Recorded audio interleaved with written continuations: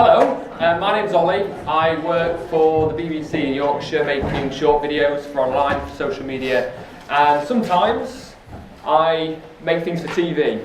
So these are the two things here that I actually had on TV that had my face on it. Sit down, Pat.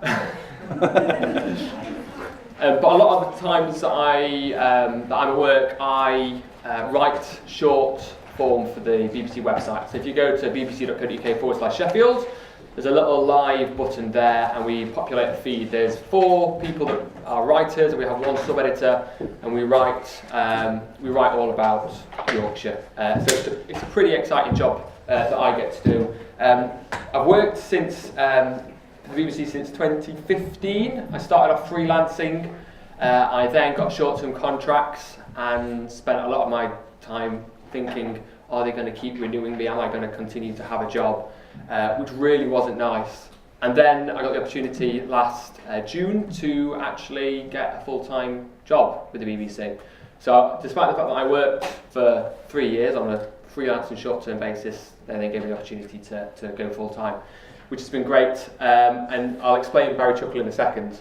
But yeah, there's some of the things that we do. The feed that we run averages about 125,000 devices per week.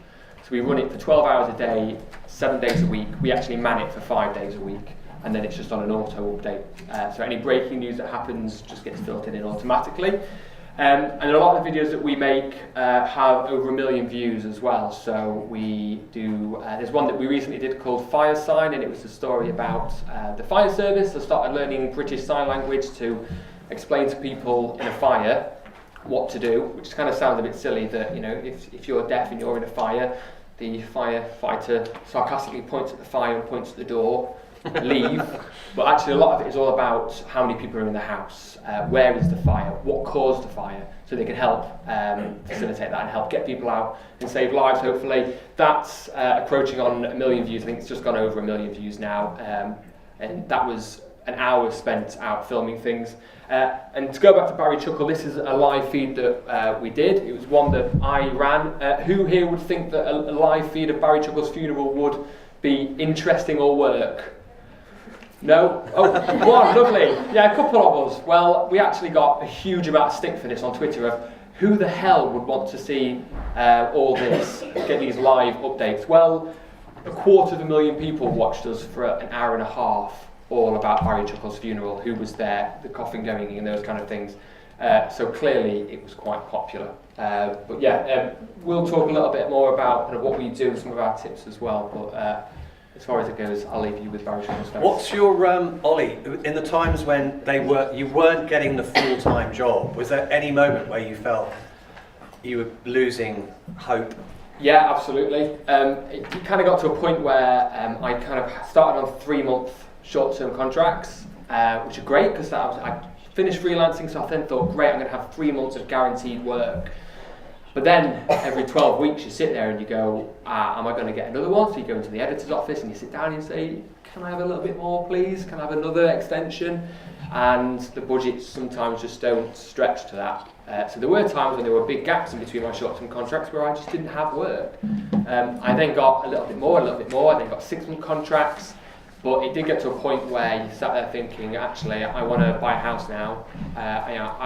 My car doesn't work anymore because I've not had time to, spend money on it and that kind of thing. And you start to think that, yeah, I need to look for another job here, leave the BBC, do something a little bit different. But thankfully, just as I was getting to that point, and it was literally a case where I was looking at jobs on Indeed, thinking, I can, go do a little bit of work with ITV, for example, unpaid for a couple of weeks to see what it's like with them, and then I was given the opportunity to go for a job full time. I've had 4 job interviews with the BBC. 2 were successful, 2 weren't. So there was a lot of times when it was a case of applying for jobs. Do I really want the job? No, but it means that I'm going to be guaranteed work for 6 months. And I don't know if you guys have been applying for jobs in the media, but it takes a lot out of you, constantly having to apply for them and try and be really positive. So when you go into that interview, you're going to be really excited, thinking, oh yeah, you are going to hire me.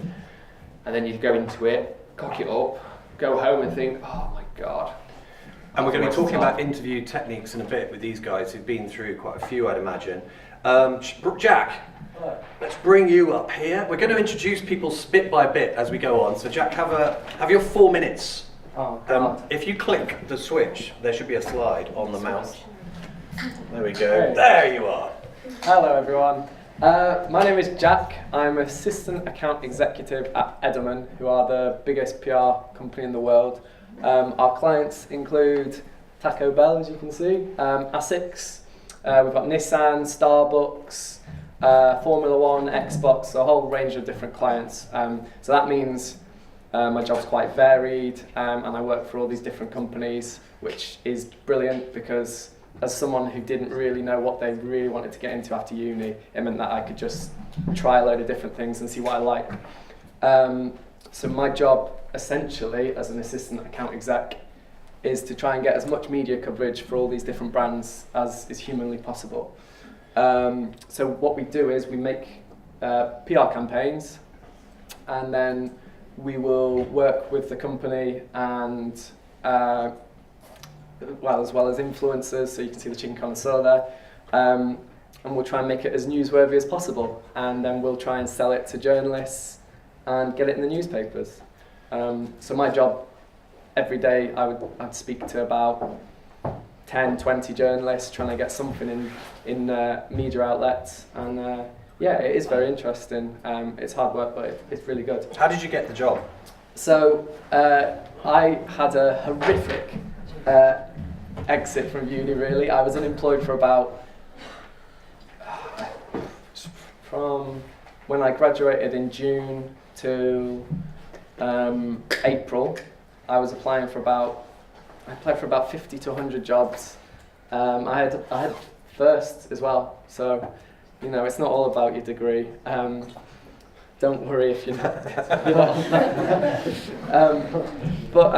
Yeah, I was writing letters to people, I was applying for graduate schemes, I was doing all the right things, but it just wasn't happening. Like, it was demoralising, but I kept going, and then I sort of thought, well, maybe I need to kind of be a bit smarter about this. I spoke to a girl who I knew who worked at Edelman. Lucy Williams. Who was here last year. Yeah, she was here last year. I don't know if any of you were here last year.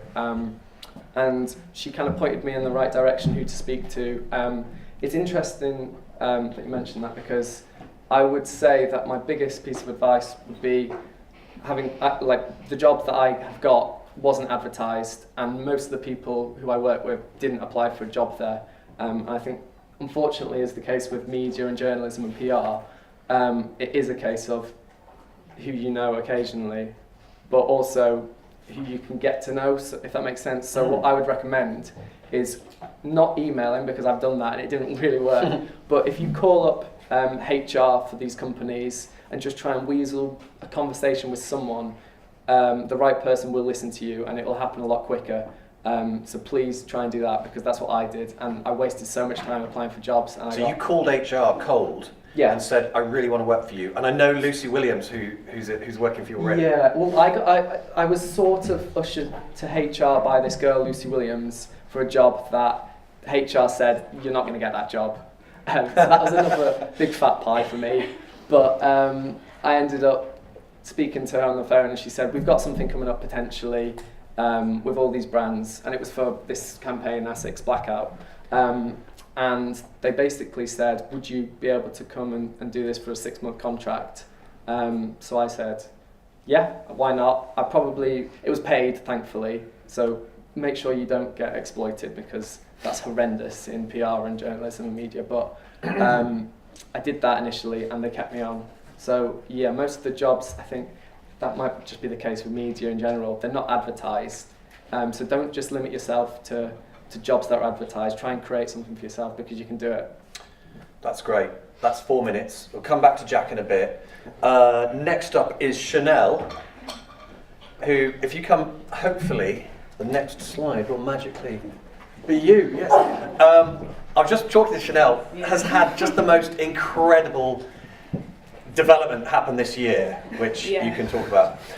Yeah, where do I start? Do you need a mic, by the way? Do we want mics? Can anyone hear Can me? you hear at the back? or- You cool? Yeah? Good, great. Okay.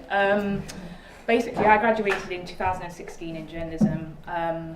I always knew what I wanted to do, which is to make a difference in journalism, but just didn't know how I was going to do it. The year after I graduated, I was in and out of work. I worked at Krispy Kremes.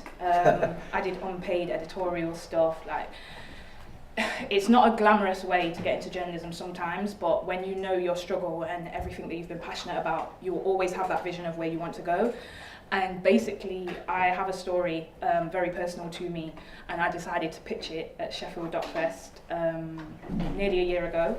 And I was sitting in front of a panel of BBC Three workers that essentially said, yeah, that I can make this documentary that will be out in a few months.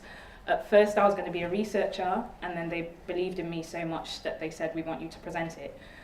I'd never done presenting before in my life, and I've actually learned as I've gone along. I've met some amazing people, and it's been an experience where one thing I'd say to you all is to take every experience that you get on your journey and use it wisely. So whoever you speak to, whether it's someone that is a researcher or the editorial director, anybody, speak to them, tell them what you're doing, and tell them that you're really passionate about your job and what you want to contribute to journalism. And that's essentially what happened to me. I haven't got a great amount of experience, but what I had was passion, and basically within a 3-year period, I basically went on to do a master's degree with Channel 4 that they offer at De Montfort University. That took a lot out of me. Master's degrees are not fun at all. Do it if you wish. But I mean, it was not fun, but working with Channel 4 was good because I got to get a lot of industry experience whilst learning.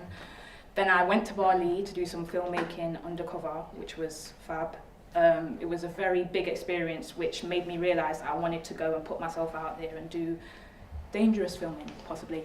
And then, yeah, Sheffield Doc Fest, I said, what have I got to lose? Saw the advertisement on Twitter, spoke to my teacher, said, what do you think? And he said, yeah, go for it, you've got nothing to lose at this point. And on the day, I pitched with a panel almost like this, and then they stood up and said, yeah. Amazing. Are you allowed to say what it's about? Yeah, it's about knife crime. So basically, I lost my brother to knife crime in 2006, and I've decided to share my story with the world, basically. And that's must have been challenging in itself to revisit that. Yeah, I can't tell you the details going into it, but it is out soon, so when it's out... When is it out? This year. Is it? This year, in a amazing. few months. And it's been a weird experience because, like I said, I had no experience in presenting whatsoever at all. They basically just put a radio mic on, camera there, and said, let's go. And one thing that I think coming here taught me, doing radio, the littlest things that you do at uni help you, and my confidence has eventually gone up and up and up. And I don't want to stand here and say to you guys, yeah, I'm a BBC Three presenter and I have this glamorous life, because it's not like that.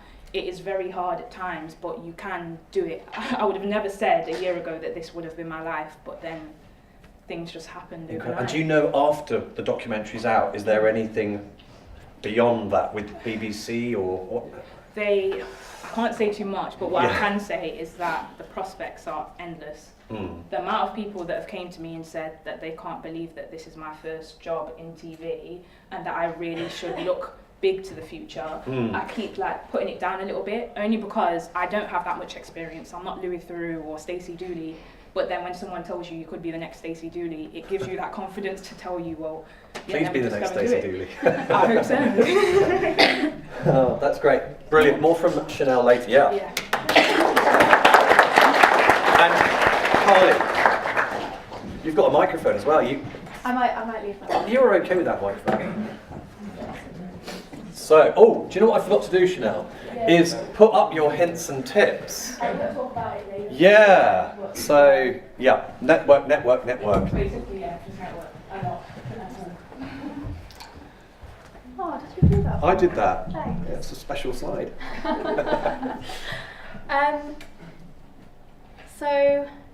An exclusive as well, thanks.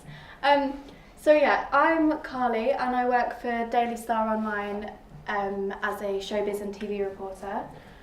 I was lucky to get that pretty much just as I finished uni. However, it was my second job interview after I got quite far in a job interview with Reveal magazine and then didn't get the job. So it was kind of like a step back before I got this step forward. But I've had a really great time working for Daily Star since that, and going online has been really fun as well, because it's kind of different. You have to do, you would never think that you'd work for somewhere and have to do 8-9 stories a day, but that's the reality. I would think that as a journalist you'd probably do 2, maybe 3, but no, I do like 8-9 stories a day. I also freelance as well. I'm a freelance feature writer after I took feature writing, and we had a guest lecturer come in called Jill Foster, and she was great and kind enough to kind of give me a helping hand, and through her I've worked for Fabulous and Mail Online and a lot of other publications. Which did you write to Jill Foster after she came in? I did, yeah. I spoke to her after the lecture, and then I got her email address at the lecture and I emailed her afterwards, followed her on Twitter and that kind of stuff. And then I think it was around February, I might have sent her another email and said, hey, I'm nearly finishing uni, can I get any help? And she gave me the help I needed, and gave me contacts and things like that. And she edits my work still. If I'm doing it for another publication, she'll edit my work still, make sure that it's kind of to the standard that that publication needs, because every publication has a different house style, and that takes a very long time to learn. What was I going to say? No, I lost it. No. So what I did was I started applying for jobs in March, and I wasn't finishing until end of April/early May. So while you were doing your final year? I was applying for jobs, right. and looking for jobs and following people on Twitter, editors, getting in touch, because it's rare that they want the person straight away. In my case, when I did get the star, they did want me straight away, but luckily I had handed everything in. I think I had one assignment left to hand in, but it was done pretty quickly.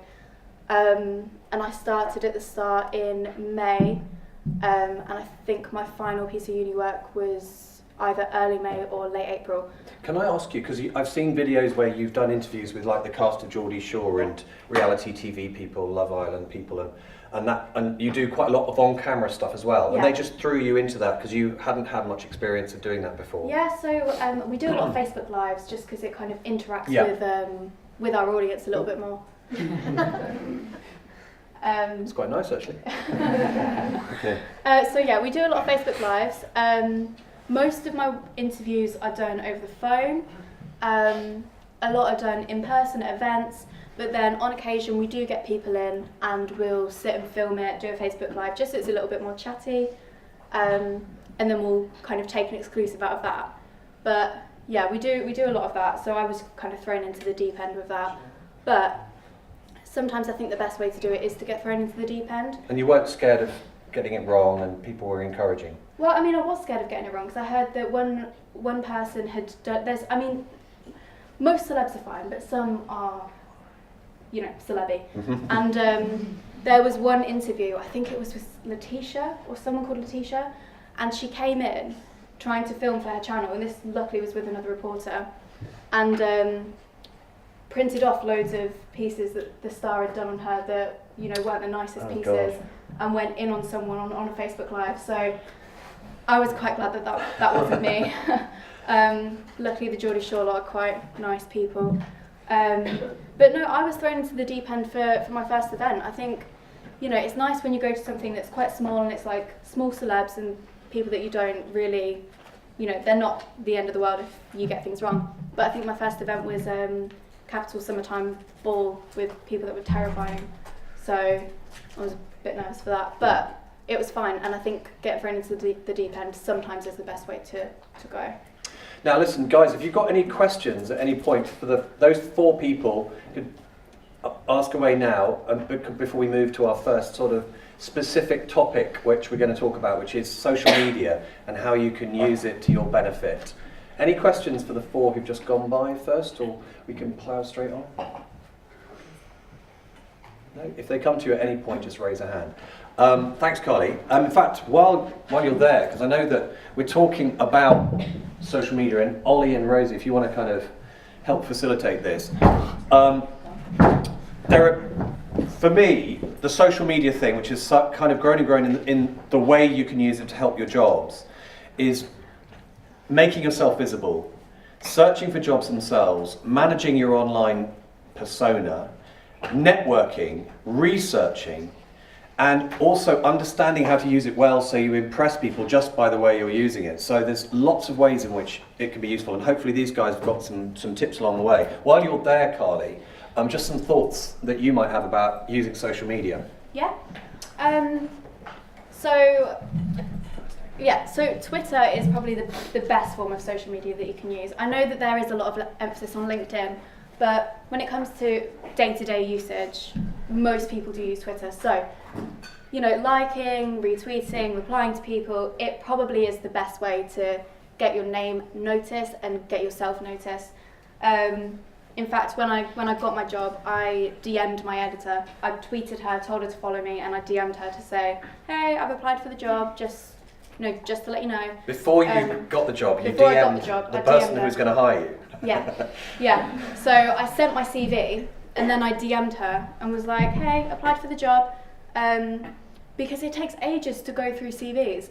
In fact, my editor last week is looking for a new showbiz reporter for overnights, and he said to us, do we have any recommendations, before he put it online. That was a good week that it was up there, just in case we had any recommendations before it goes online. So it definitely is who you know, and not just what you know, because, as I said, a good week before it went up. So keep an eye on that graduate group. LinkedIn is good. It is good as well.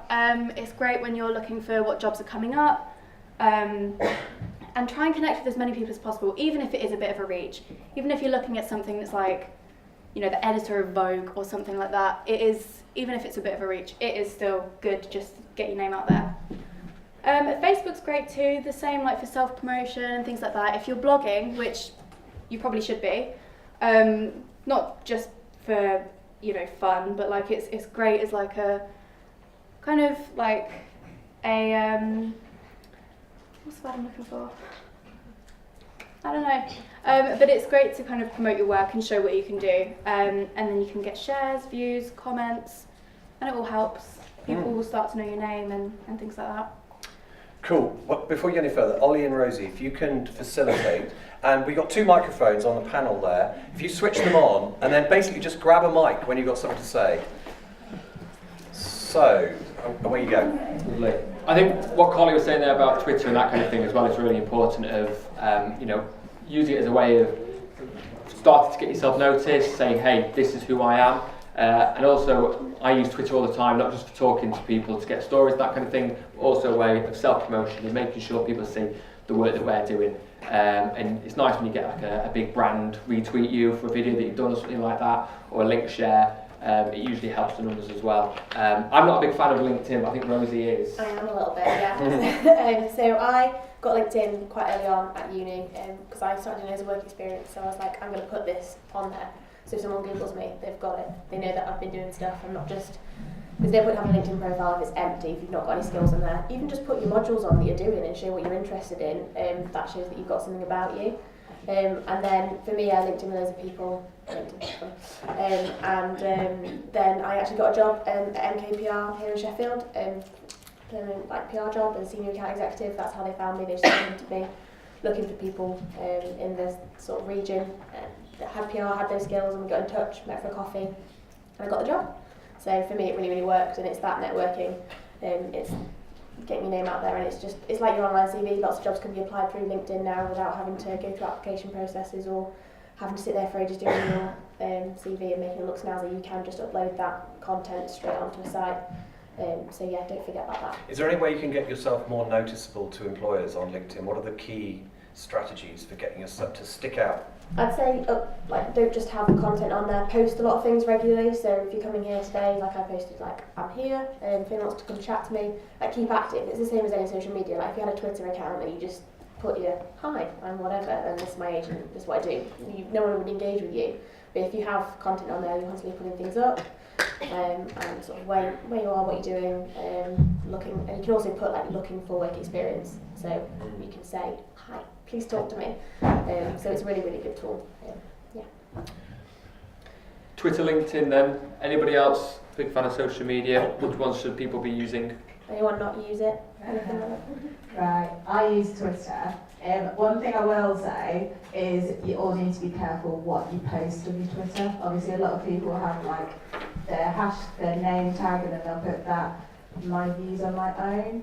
Obviously, just be careful what you share, because my editor in particular, he loves looking at social media accounts and what you share and the type of content you share. So if you're sharing things that to you is funny, but to someone else might be a bit racist or a little bit not so to the normal person, not appropriate, you need to just be careful. As much as it is your own social media account, you're representing yourself, and what you share is what other people are seeing. So, and even things that you post yourself, like your own opinions on things, if you're trying to look for a job and you're applying for like a job, let's say with like a meat factory, and you're there posting stupid stuff about chickens getting killed and things like that or whatever, it can go against you in an interview because they will look at it. So you just need to be careful. And the same with Facebook. If you're there just posting every single Saturday night, then they're not going to see you as a reliable worker. Whereas if you are not necessarily posting the fact that you're sat in church, but if you just be mindful on what you share. Obviously, once it's on there, it's your digital footprint. It's there, no matter whether you delete it or not. People can Google your name, and if that's something that's been widely shared, then it is still visible, even if like the link has been deleted or something. So yeah, I definitely say watch what you post. Laura, you worked for Howard Insiders, which was kind of using social media to put messages out there. How much did that experience kind of benefit you and help your understanding of how to use it? So I started doing Howard Insiders because they found me on Instagram. So they didn't do applications at that point because it was really new. And one of the marketing team found me on Instagram from posts that I was doing about just photos of Sheffield and stuff like that. I was trying to develop my kind of social media skills in way of like sharing content and making sure you're tagging the right accounts and using the right hashtags and everything. So they found me through that and offered me that. And that really helped me build on my social media skills. So I became really sort of valuable in certain circles at the uni for social media work. And it was never something that I particularly planned. I used social media, like, as soon as everyone went on Facebook, I was on Facebook. As soon as everyone went on Instagram, I was on Instagram. And I did like it, but yeah, it was really starting to work with it that really made a difference. I would also say about social media that, the emphasis is obviously on using it and developing it, making sure that, when you meet people at placement or when, with somebody was saying earlier that one of the lecturers, like one of the guest lecturers came in and spoke to them and they, networked with them and got some experience and stuff, got a job through that. It's that kind of thing where you're posting on Twitter or on LinkedIn saying, I really enjoyed that today, even if you don't speak to them at the actual event because there's not a chance. You're just kind of posting, really nice to meet this person today, tag them in it, follow them, and you never know what might come out of that. And I'd also just stress that it's important to have, having a strong media identity on an online, like social media identity is really important. Have a kind of a personal message that you want to get across of like, this is who I am, this is the work that I do, and that kind of thing. That's really important, but it's important to have an actual personal identity as well, because that's only one half of it, and the relationships and partnerships and everything that you build face to face is also really important. I think there's a danger of people focusing on social media and be like, look, my Twitter is brilliant, I've got this many followers and everything, but if you don't actually speak to them in real life and you don't actually do any networking face to face, I think there's a danger that you'll sort of just get stuck in one way and not be doing the other. So it's a little bit of both.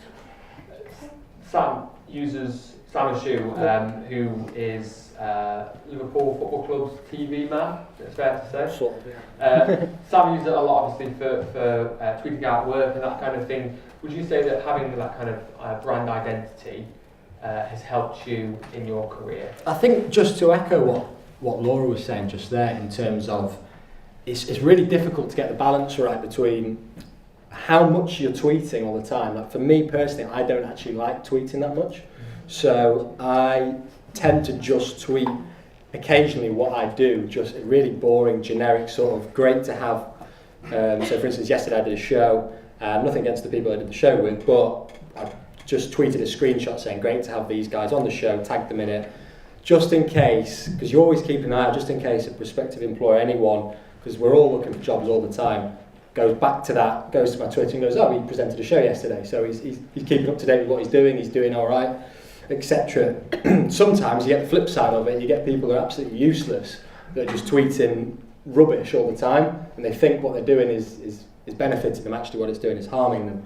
So a really good point that Laura put was in terms of your personal identity. So I think for me on Instagram, my Instagram's not private or anything like that, I probably still post photos of boozing on the weekend and stuff like that, and I think you can still get away with being sort of fairly social on Insta, whereas like on Twitter I keep mine, I mean I'm a Lincoln City fan who works for Liverpool, I don't ever tweet about Liverpool as much as I like to, I keep it solely to Liverpool, and I think that is just because any prospective employers will go on my Twitter and have a look, and even if they do go on my Instagram, they'll see that, yeah, all right, he likes to drink, he's not a total weirdo. So I think that's the point that you raised, which is your personal identity.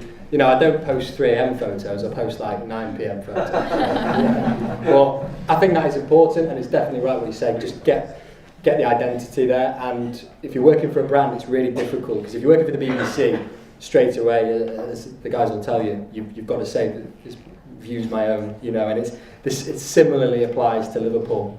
So really important to do it, but don't go over the top. No one that I work with at Liverpool goes over the top and tweets what they're doing every day, because it will only really get you in trouble. So just keep it consistent. Yeah. Just to jump on that point as well, Sam mentioned about views of my own.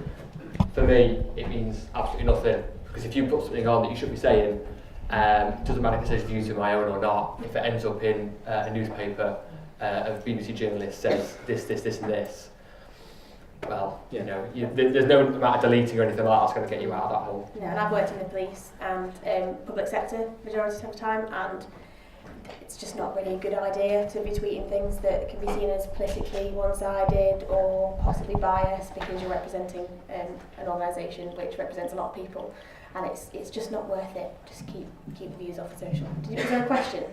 Yeah, I was just going to say, would you say that when you graduate, or just before you graduate in your last year, you should get a whole brand new Twitter? Because like I'm 23, so I've had mine for like 6-7 years. So obviously like I never wrote anything particularly bad, but there'll be like stupid stories from nights out, or like stuff about me getting McDonald's. I think pay someone to delete all your tweets. I think just because it was last year, wasn't it? Chanel, what were you going to say? I was going to say that in my experience, basically exactly what you said is what I did. Like I have pictures from nights out, or like drunken stories about my friends. So should I go through and delete it, or should I just, I don't know, change the name on that or something? I don't think you necessarily have to delete it. It depends how far back it goes. Yeah. Like, I've had Twitter for like 10 years. There's no one in the whole world who can get to the end of my tweet. My first tweet could be something completely obscene, like, I don't know. But they're never going to find it in that way unless they're really, really horrible, and you don't want to work for anyone horrible anyway. The best advice I'd say is don't be like rude. You don't want to be a rude person anyway. So if you don't want them to find racist, sexist, homophobic tweets, don't be racist, sexist. I've just got a quick point on that. Something that I did, because I had Twitter for a while, you can search like your Twitter handle and then put some keywords in afterwards.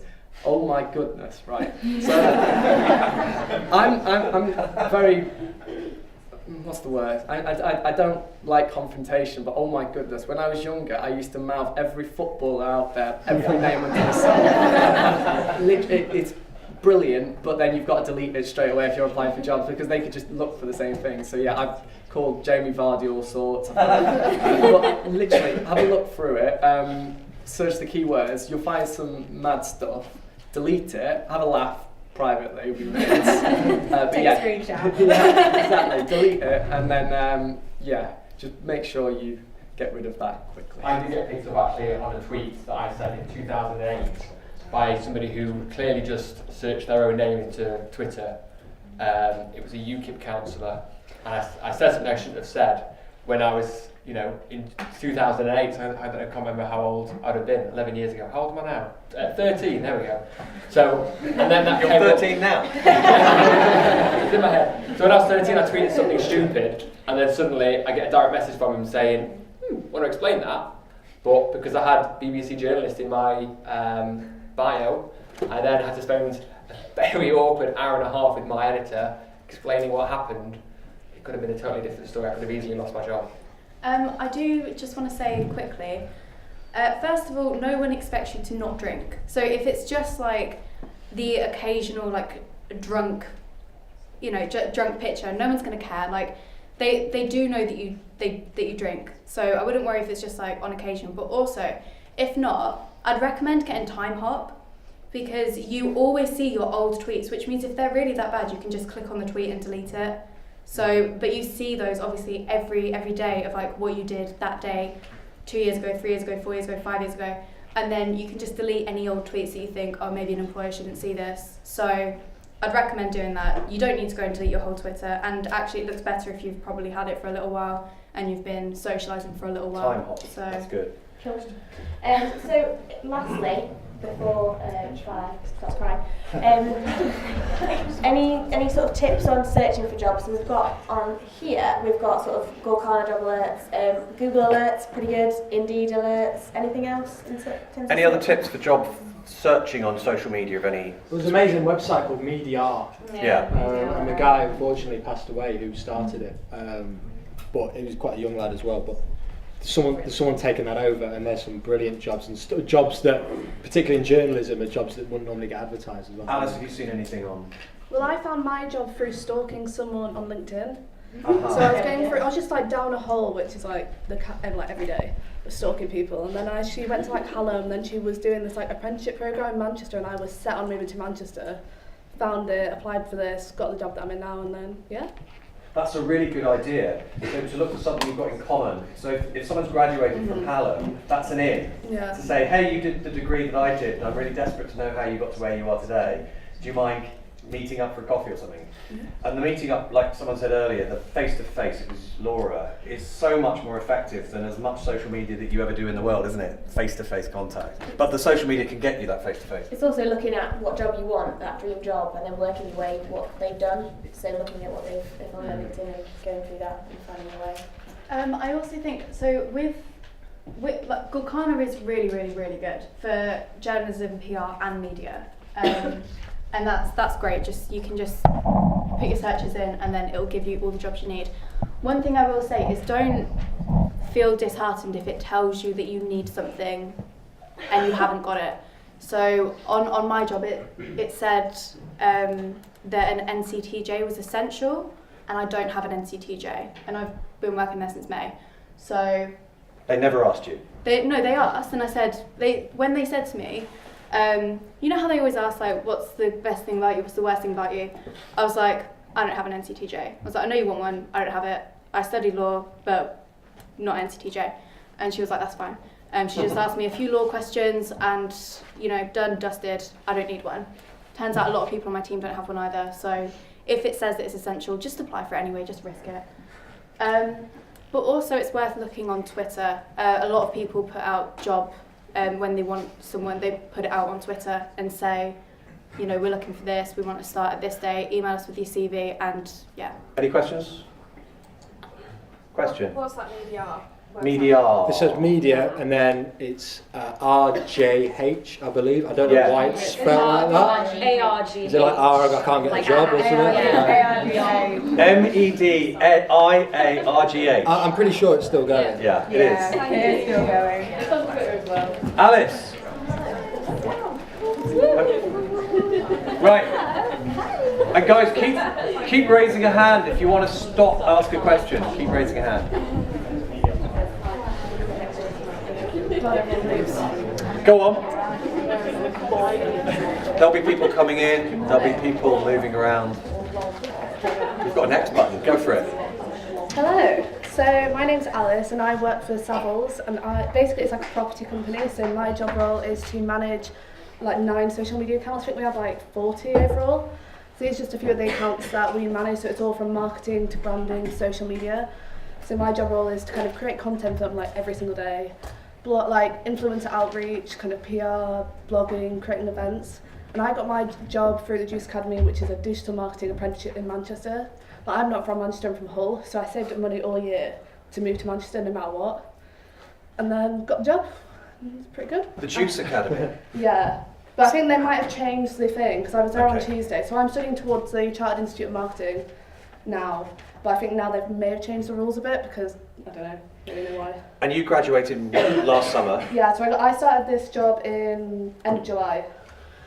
So yeah. And what was the biggest thing that happened that got you to where you are, do you think? The single most significant thing? Well, it got to the end of, like, all my friends went on placement years. I didn't. I was heartbroken. And then I was like, okay, I want to move to Manchester. Like, how do I do this? So I saved up, applied for every single job. Like, every day I was, like, relentless, and eventually got rejected a million times and finally got a job. Did you change your CV for every job? We'll come on to that in a bit. No, I didn't, but I had a good CV and, like, I could write a cover letter. So I think that's kind of the key to it.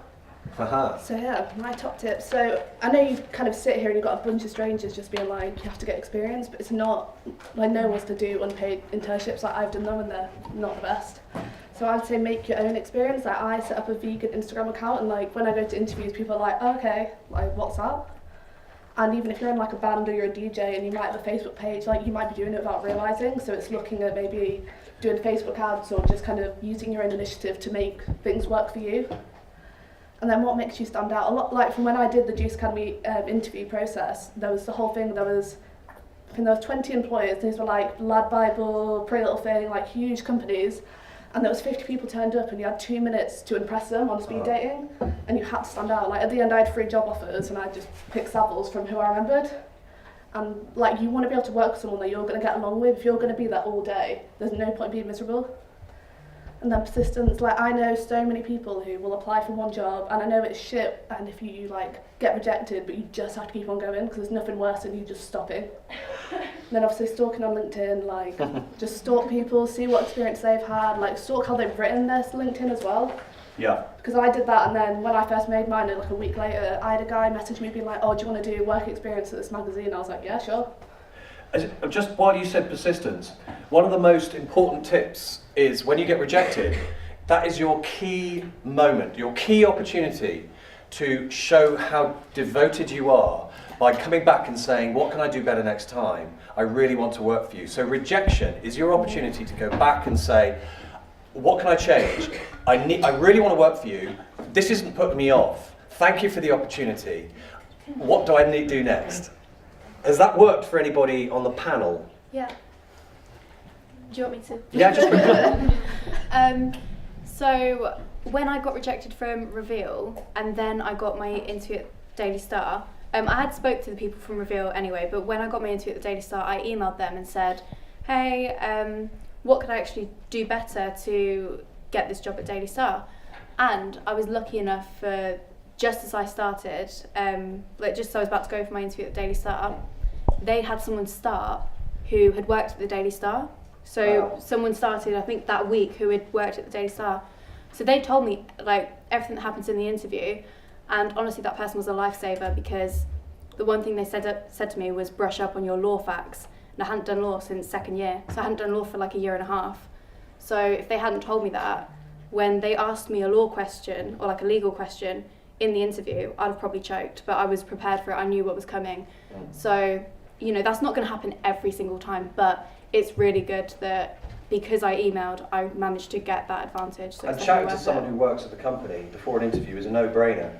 To get to know what it's like, and then you get insider knowledge, and they can tip you off, and they can give you all the stuff to show off about in your interview. And you stalked on LinkedIn, and that ended up creating a connection. Yeah, so I found the Juice Academy and then had a look at their website, and I think I applied for because they have 4 boot camps a year, so like 50 people turn up to mine, so it's like a popular thing that's hard to get. So I applied, they were like, oh, are you sure you want to go? Are you not at uni? And I was like, oh shit, yeah. So the July one, and I remember because on the boot camp you had it was like the X Factor basically. You get given this name tag and a number, And they were like, you have to write where you were from. So I was like, Hull. And they were like, how are you going to commute to Manchester? And I was like, I live here already. Like, please, give me work. Brilliant. Thank you, Alice. We'll come back to you in a bit. And Camilla, who also graduated last summer with a media degree. And I was on the course with Alice. And you were on the course with Alice. Yeah. So hi, I'm Camilla. I literally graduated. I had my official graduation 2 months ago. So quite new. I work at the Hook Group in Manchester. Our office is at Manchester Airport, which is nice. We see flights jetting off all the time. A bit sad sometimes though. And I'm a marketing and trading country executive for Beauty Poland. I don't know if maybe the people that are into makeup recognise the brand Look Fantastic. If you don't, but you're into makeup, it's similar to like Sephora, Beauty Bay. If you're not into makeup, think the makeup area at Debenhams, but online.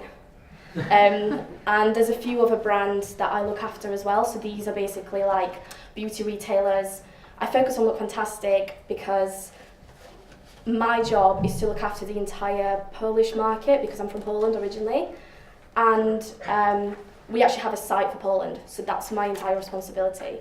And it's a bit hard to explain my job, which is why I haven't summarised it. Because it's, just think anything that might affect sales or revenue from people living in Poland, that's my business.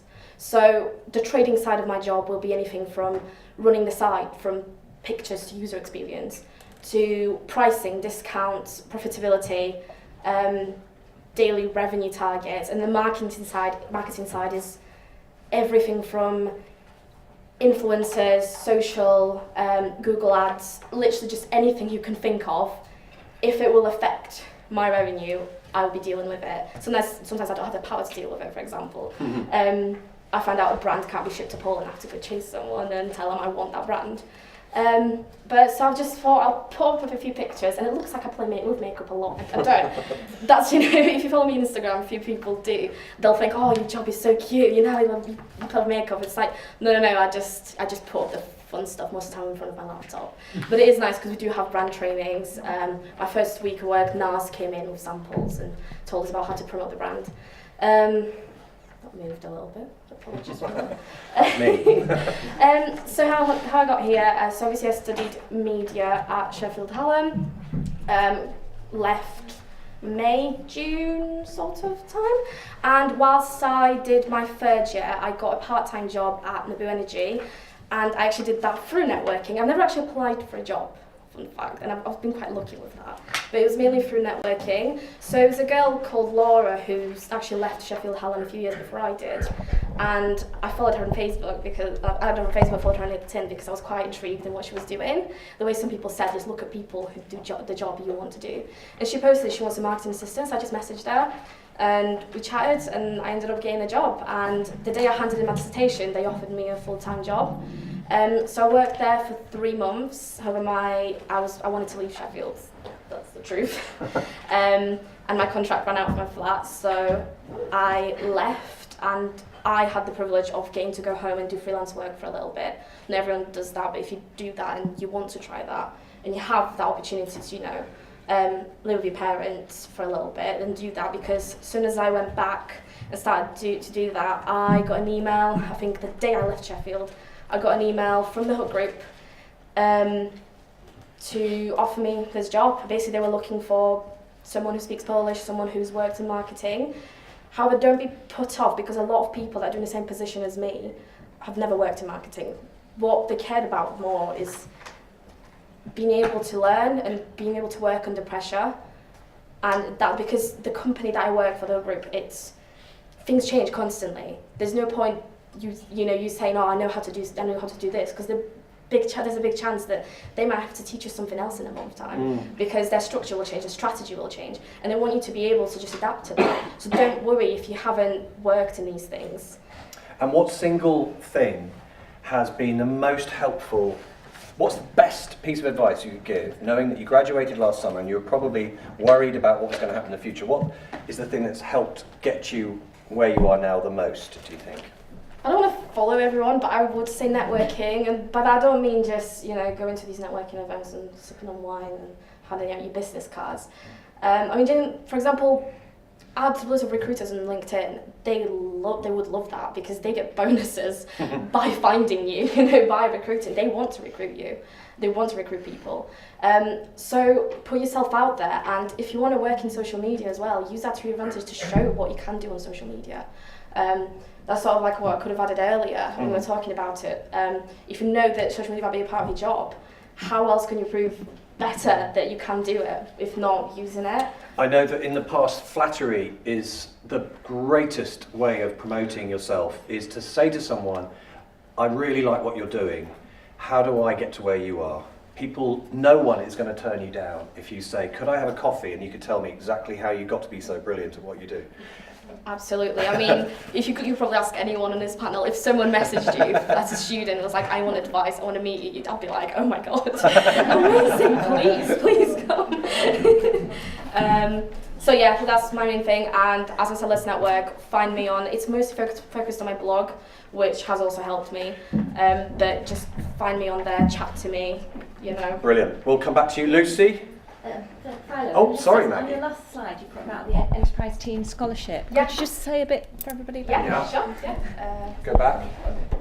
I don't know how to go back. There you go. So actually, as I was leaving, and as I knew I was sort of leaving Sheffield and wanted to focus on a lot of freelance stuff, as I wasn't from that far away, so I could still come back to Sheffield. I applied for this Enterprise Scholarship, which was for freelancers, and what you had to do is write down about your business idea and basically apply.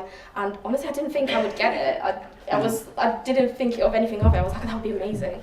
And I actually got it, and I ended up getting a £1,200 bursary, and I got provided with loads of networking events, loads of trainings, and I got to choose how to use that money. So I put it towards things like equipment for freelance work, towards things like ads, advertising, like your own work, your own self, for my Adobe package, because that's very expensive. But that was really, really helpful. And the networking events we got to go to, I got to meet loads of people who have started their own businesses from Hallam, added them on LinkedIn, you know, another thing. So honestly, it was really, really great. So do make the most of your resources at uni. That's the one thing I missed most. And you get career help 5 years after you graduate. Yeah. You can still access all of the career support at Hallam for 5 years. Lucy, thank you for that.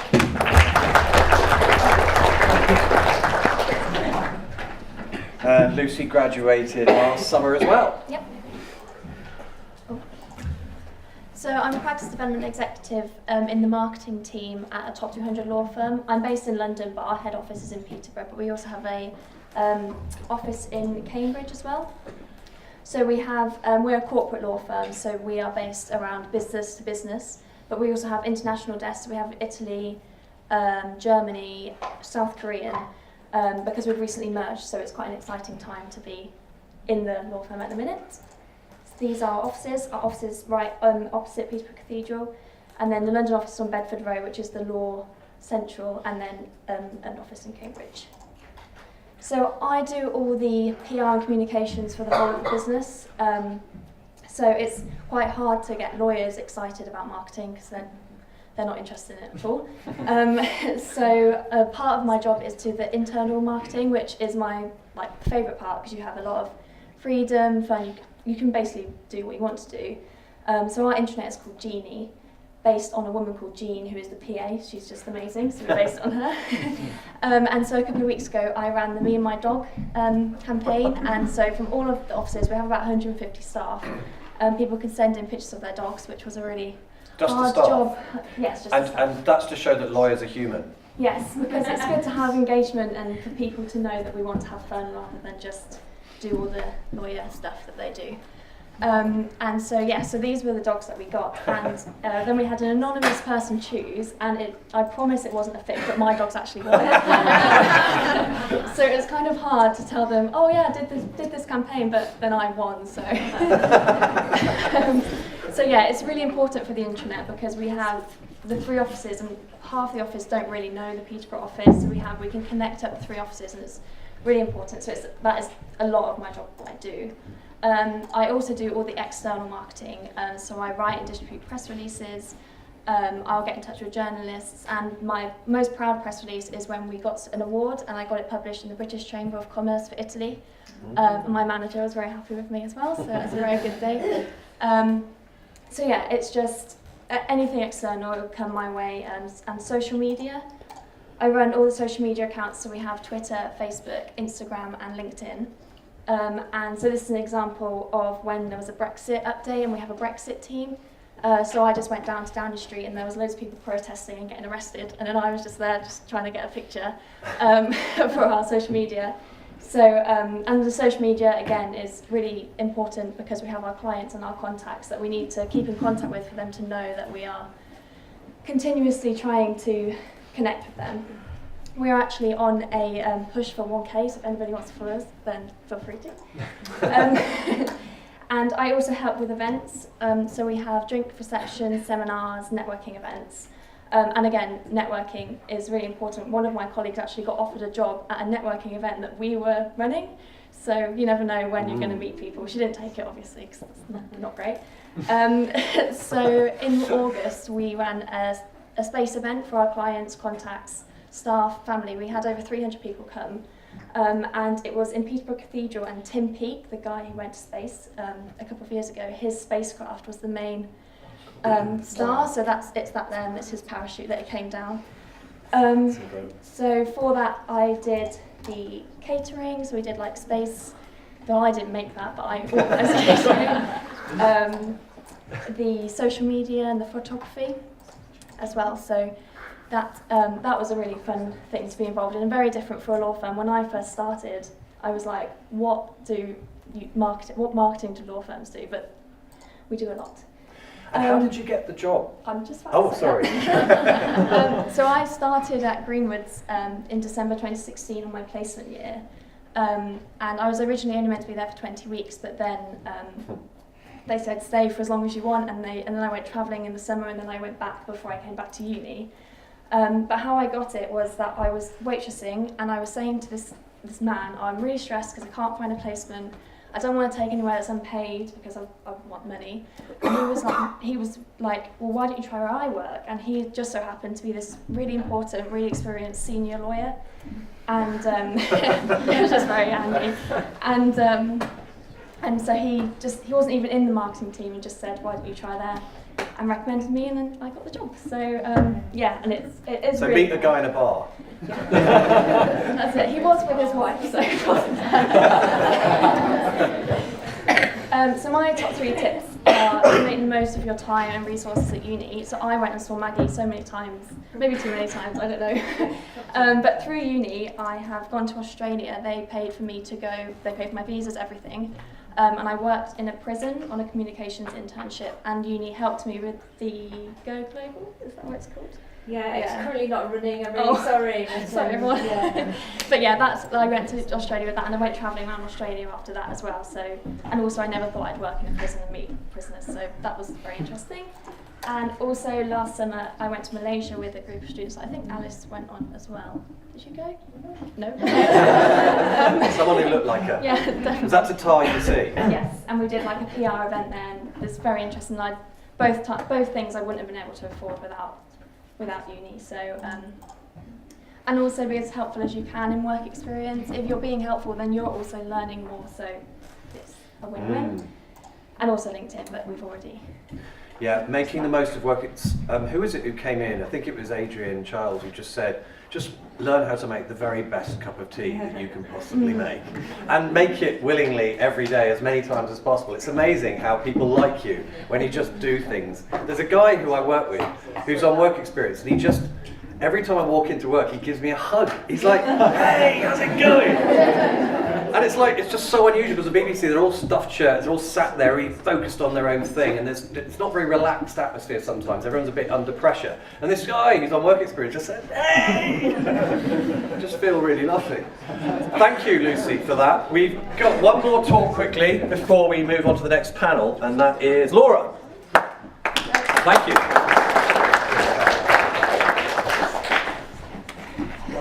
Yeah, so I'm now a communications coordinator here at Hallam, so I work within the news and PR office. I've been there since October last year. Before that I did Off the Shelf, which I did the year before, and they asked me to do it again this year. I did the marketing and social media for them. And then I was also in the office a little bit doing some social media coverage because they were in between social media managers, and they just kind of asked me to come in for 6 to 8 weeks, and I was there for about 4 months. So that went well. This is a little bit about what I do. So my job is basically to try and get Hallam, our students, our academics, our research into the media in positive ways. Sometimes it happens in negative ways, and we have to deal with that as well. This is one thing that I worked on recently, where we're doing a Festival of Education in June. So I did a press release about it. We did some social media content on our press office account. Sam Twizzleton did a op-ed that I managed to get into Test, which is a big higher education publication. And then I think that's a clipping from the Yorkshire Post, who have a big education piece once a week, and they put it in that. So that's basically what I do, and we kind of facilitate all of the coverage. So things like if we have something to comment on, like with the Vice-Chancellor, he's been talking about unconditional offers a lot recently. We get a lot of requests about that, so he's been on like BBC 4, BBC 2, 5 Live, just everywhere basically. These are some of the things that I did while I was at Hallam, and then after. Like I said, I did Off the Shelf 2 years running. The first year that kind of came back off the back of Hallam Insiders, which I did for 3 years. I got approached to do that from my Instagram, and she also found my blog as well, which is this one here. The blog I started when I was at college, and I've run that all the way up until now. I think it was Sam who was saying earlier that sometimes you can have these things and you don't necessarily have to post, you know, don't be on it yourself like, oh, I've not blogged for like 3 months. Like, that's fine. I would much rather put the effort in to make something really good and put it on once every 3 months than have to be like, oh, I've got to post something. Like, I think it's really important to get the quality sometimes and not focus as much on the quantity. So that's just something. Again, I did Off the Shelf again this year. DocFest, get involved in DocFest. It's so much fun. It was really hard work, but it's really good. I know, Camilla, you did some, was it volunteering? Yeah, I volunteered a couple years for ago. Social media marketing. Yeah, it's really good. It's hectic, but it's really good. That I did through the Hallam internship scheme, which I did 2 of. Do that as well because it's brilliant. Oh no, sorry, I did 3 of because I'm doing one with Fido now. I did 3 of those. Paid. Paid internship. Yeah. You do a certain amount of hours and you get a bursary straight off the bat for it. Like I said, I did 3 of those, and they're just really good. So you can get a job at Hallam. Yeah. You've never worked anywhere else. No, I haven't. I was literally saying to Camilla, we were having coffee and I was like, I can't remember the last time I applied for a job because I just keep getting offered things. Which obviously is a great position to be in. I think there's bits and pieces of advice there, but I think I mentioned like the personal and digital identity earlier. I think the biggest thing is, so teach and learn, what's your skill set? So think about what skills you have. It's great if you're sat here like, I really want to be a journalist, I want to get this skill, that skill, that skill. Think about those skills as well. Like, okay, you want to go into journalism, maybe you want to do radio journalism, so you want to do you want to be learning radio journalism, you want to be learning about social media. Learn how to do a press release as well. Learn how to do some Photoshop stuff. Learn how to do, it's all those transferable skills. If you can manage a lot of different things, that's what's going to get you places. Even if you don't necessarily use those skills now. So at the minute, I've just done 4 months on social media. At the minute, I'm not doing a massive amount of social media. So we share our posts on Twitter, but other than that, I'm not doing a great amount on social media at the minute. But I know that in a couple of years, if I want to go back to it, I still can because I've still got those skills and I'm still keeping my foot in the door. Any questions before we plough on? Got a relentless schedule to keep up with. Rosie and Ollie, if you come back out here. The next bit that we're going to do, any questions, just stick your hand up. CVs and preparing for an interview. I actually think that the interview bit might be the part, preparing for the interview could be the most important part of today. It is just so vital. So we haven't heard from Bonnie for a while. CVs and interviews, impart wisdom. My voice carries. I always struggle with my interviews interviews. I think every interview I've been to, every time I've asked for advice back, they've said the interview was, I don't know if it worked, but... Yeah. There you go. Oh, I'm loud. They've always said that the interview was worse than my CV. Not really putting it like that, they didn't say it as blunt, but my interview's just always been quite poor.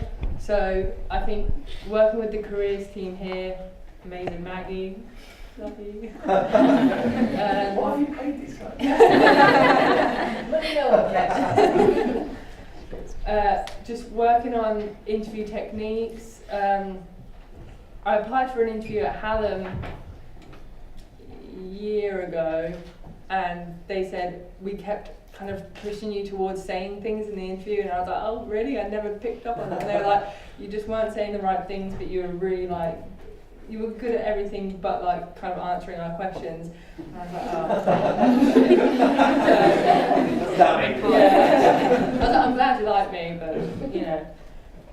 So I just looked online what to do. So I followed the STAR technique, which is what I completely avoided before, because I was like, I'm just gonna blaze in. So it's all about preparing your interview. It's so much more important than actually like what you say in your interview, I think, because it's like preparing to fail, failing to prepare kind of thing. Also, I think honesty comes a really, really long way in interviews.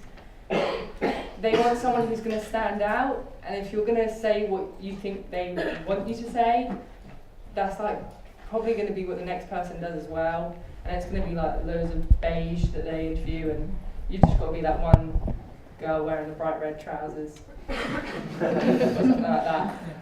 When I had my interview for the job I've got now, it was a 2-hour interview. It was it was scary, but an hour was taking me around the whole place. And when I said, oh, how did I get this job, my boss always says, you kept asking questions and you saw everyone. We only have 20 people that work at the business I work at, but I went around and I saw all of them, and I asked all of them a question. And it wasn't because like I was like, oh shit, think of a question quick, like, what's your cat called? It was like, oh my gosh, tell me about what you're doing. Like, what do you add to this job? What could I add to this job? What am I shouting? What's good about this job? And also think about what do you want as well? That's always the best question to ask at the end of an interview. Do you have any, training that you could give me? How could I, what my boss said he really liked was, I said to him, how can I impress you within the first 3 months of working here? And he said, I work at a lighting place. And he said, you can learn to make a light all by yourself. And it's been like 9 months and I can't. But I try every single day, and I think just trying. There is like nothing wrong with trying. You learn from the bad experiences, you learn from the good. It took me like 10 months to get a job. It was horrible. But every experience I had, every interview I had, every rejection, got me to there. That's really good advice, thank you for that. Rosie, on Okay. Just one thing that I want to say, I don't know whether it's the same for media and PR, but this is one of the best pieces of advice I was given before I went into an interview was, especially if you want to be a reporter or write for a specific magazine or, obviously I've gone into showbiz, you need to be, it's not enough just to be a good writer, you need to be really, really passionate about what you're doing as well. I had to talk more about my passion for showbiz than I had to talk about my passion for writing, and that's what got me the job. So you do need to be passionate about what it is that you're getting into, and that will shine, and sometimes it will outshine your writing. And I know that sounds bad going into a journalism job, but it's just how it is sometimes. Cool. I think the next thing was go back on CVs. I've actually never used my CV to apply for a job, which is a bit odd, but I think Ali's got a similar experience. Yeah, never had a CV, and many companies now, I think you'll see it more and more with people asking you to apply online, is that they just use online forms. Exactly. So you can have a really great snazzy CV that really sells yourself, but actually they all want you to put it into something that makes it really easy, because they're going to look through hundreds of applications for jobs and say they want it to be very boring. I think many people on the panel, if you go for maybe more creative role, that you make a snazzier CV. I don't know if many people have done that, Camilla.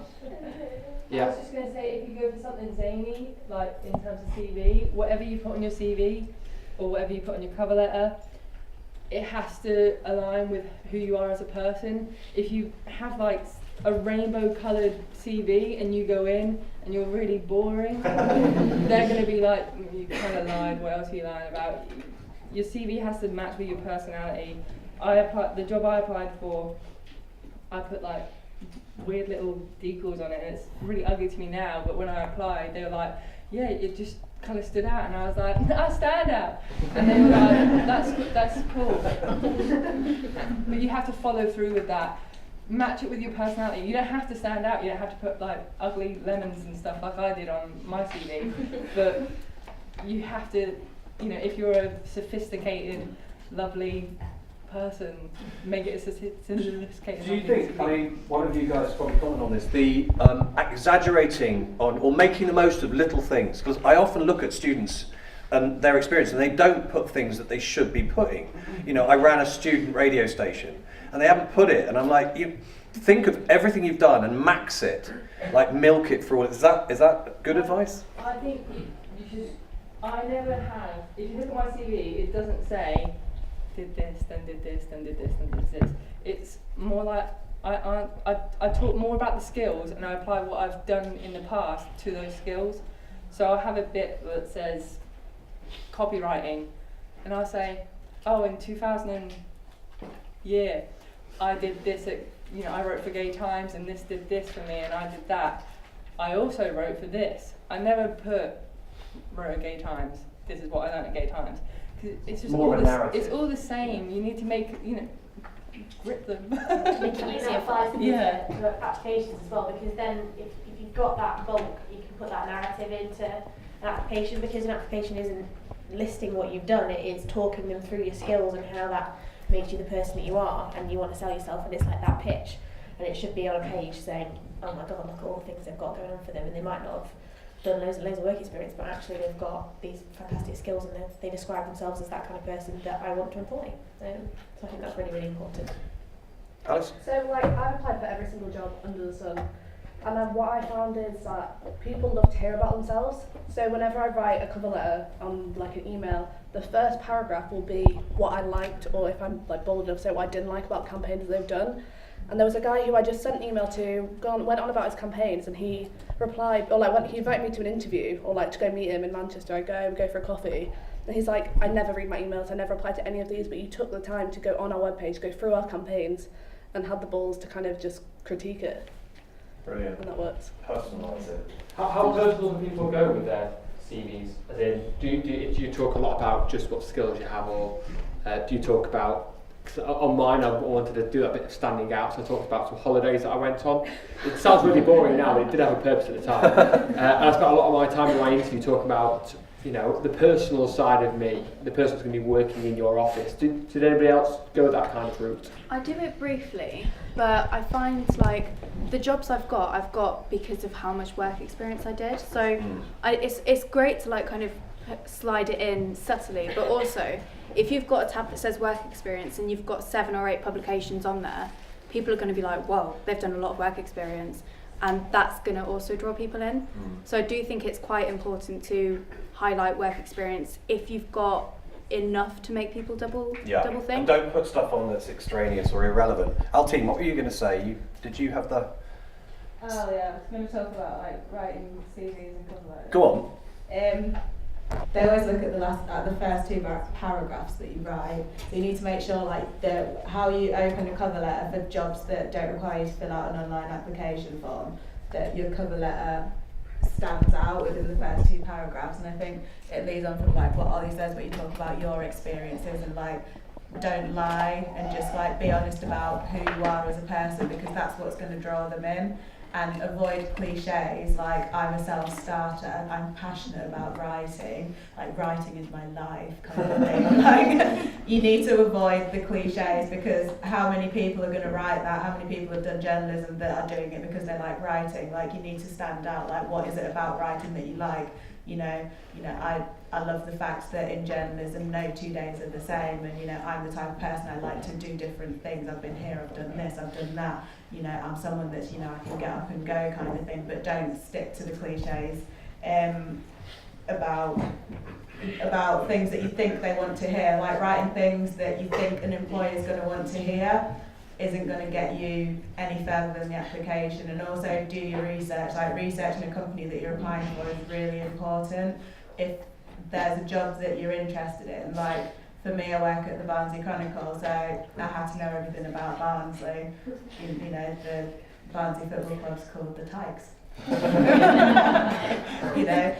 So do your research about whatever, and it applies to both PR and journalism. If you're applying to work on this particular campaign, talk about the campaign that it is that you're applying to write for. If it's for a national newspaper, talk about all different things that they talk about. Like obviously you've got your broadsheet and your tabloid, so if it's a broadsheet that you're going for, go in a bit more depth as opposed to when you're writing about a tabloid where you're kind of glazing over what's actually going on.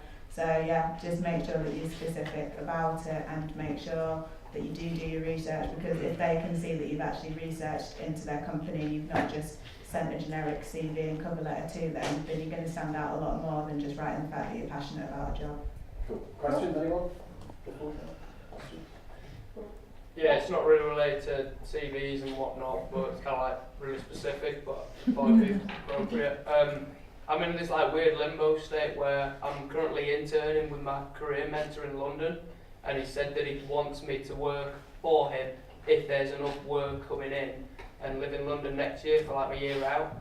And also with that, I met the head of ITV Productions in a pub, and then he gave me a tour around Leeds, ITV, Emmerdale, and now he wants me in Salford for another tour. But anyway, he's not offered me anything. I was just wondering, I want to like live and work in London for like next year, but I know it's so expensive. How could I kind of like work the two connections in any way? So just going on that you want to live and work in London, but it's super expensive. I work in London, but I don't live in London. Right. So I commute, and it's a lot cheaper.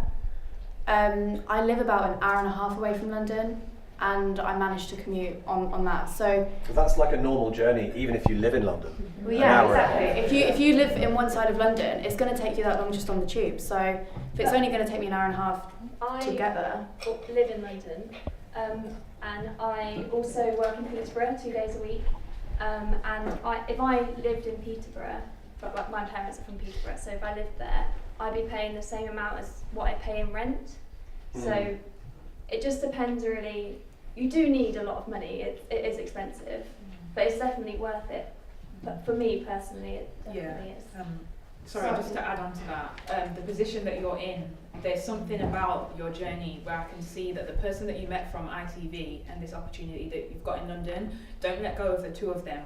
So keep in contact with that person in Salford, and if that means that you end up doing, I don't know, like a 3-month thing in Salford, take it.